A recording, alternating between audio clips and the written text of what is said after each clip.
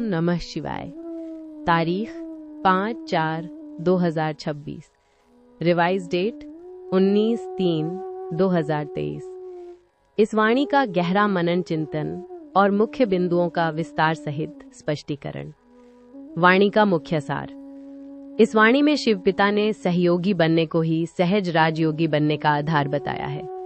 शिव पिता समझाते हैं कि कैसे एक दूसरे का हाथ पकड़कर और संस्कारों का मिलन करके हम अपनी मंजिल तक पहुंच सकते हैं। ज्ञान के मुख्य पॉइंट्स। सहयोगी ही सहज राजयोगी है।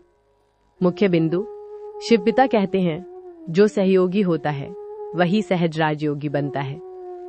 योग न लगने का मुख्य कारण यह है कि हमारा दुआओं का खाता खाली है।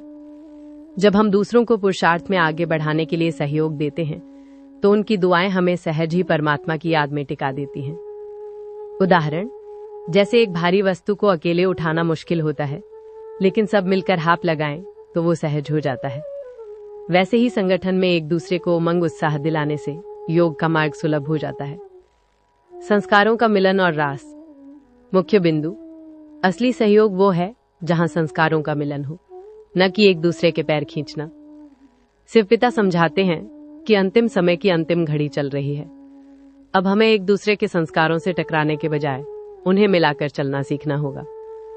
उदाहरण, जैसे एक सुंदर नृत्य रास में सभी नर्तक एक दूसरे की लय से लय मिलाते हैं तभी वो मनमोहक लगता है, वैसे ही हमें भी संगठन में संस्कारों की रास रचानी है। एक बाप का होकर रहना, सच्चा प्यार। मुख्य बिंदु। भक्ति मार्ग में भी कहते हैं एक की भक्ति करने से प्राप्ति होती है, अनेकों से उलझन। सच्चा प्यार वही है जहां बुद्धि केवल एक शिव पिता में टिकी रहे। इधर उधर भटकने से या अनेकों को गुरु बनाने से केवल समय व्यर्थ होता है। उदाहरण, यदि आप 10 अलग अलग गाड़ियां बुक कर लें तो आप किसी में भी शांत होकर नहीं बैठ पाएंगे। उसी तरह एक बाप का होकर रहने से ही जीवन की नैया पार होगी। साफ दिल और ईश्वरीय रॉयल्टी।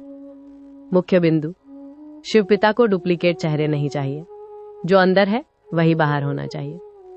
ईश्वरीय रॉयल्टी का अर्थ है दूसरों द्वारा फेंकी गई चीजों, अवगुणों या कमजोरियों को स्वयं कभी धारण न करना। जितनी दिल साफ होगी उतना ही चेहरा रूहानी और रॉयल लगेगा।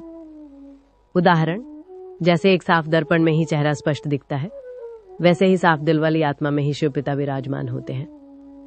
ब्रह्मा बाप के कदम पर कदम। मुख्य बिंदु। मंजिल एक ही है, इसलिए ब्रह्मा बाप के कदम पर कदम रखकर चलो। हमें अपना अगला जन्म श्री कृष्ण के समान तैयार करना है। इसके लिए मन, वचन और कर्म से पवित्र रहना और अपने दृष्टिकोण को पावन बनाना अनिवार्य है। वरदान का सार। रॉयल आत्मा भव। जो बच्चे स्वयं को देवी राजवंशी समझते हैं और हर संकल्प व कर्म को विशेष आत्मा समझकर करते हैं, वे ही ईश्वरीय रॉयल्टी को प्राप्त करते हैं। निष्कर्ष। इस वाणी का संदेश है कि व्यर्थ संकल्पों को समाप्त कर पुरुषार्थ में लग जाओ। जो करेगा सो पाएगा। एक शिव पिता की याद में रहकर अमृत कलश की तरह सबको शांति और शक्तियों को दान दो। आज का विशेष स्वमान। मैं सदा संतुष्ट, संस्कारों की रास रचाने वाली सहयोगी आत्मा हूं।